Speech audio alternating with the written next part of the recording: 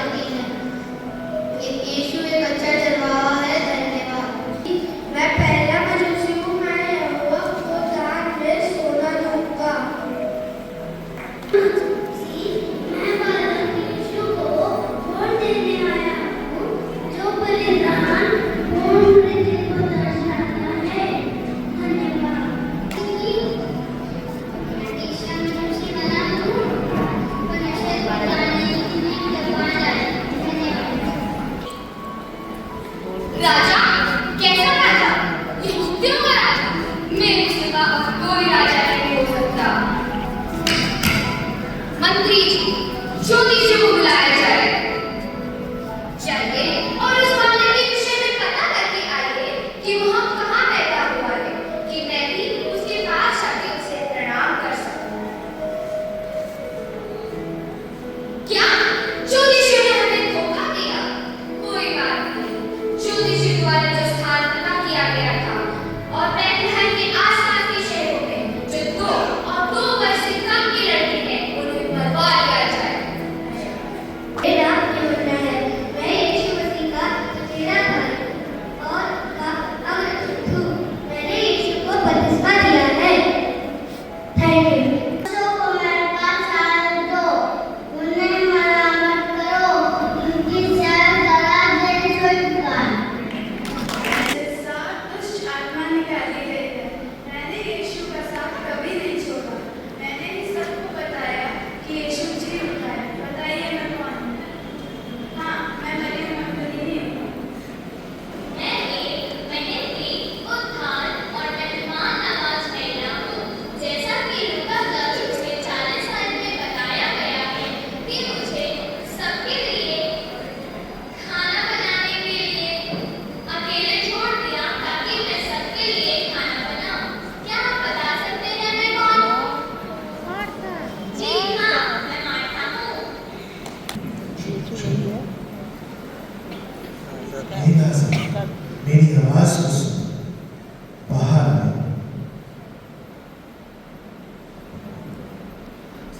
चुन्नी के अंदर से वो नजर आ रहा। मैं जिंदा हूँ, मैं जिंदा हूँ, मैं लाजर हूँ। यीशु ने मुझे मरे हुओं में से जिंदा किया है।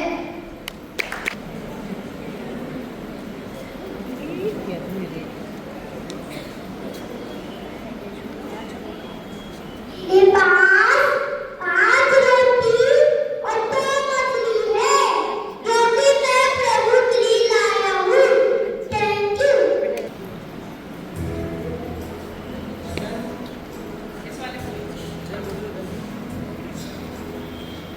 वचन 13 इसकी 1 से लेकर 23वीं आयत तक। मैं वचन के बीज बोने जा रहा हूँ। जो वचन सुन के समझता है और फल लाता है, मैं 100 गुना, 60 गुना या 30 गुना। बताइए मैं कौन? सही। मैं आपकी भेंट परमेश्वर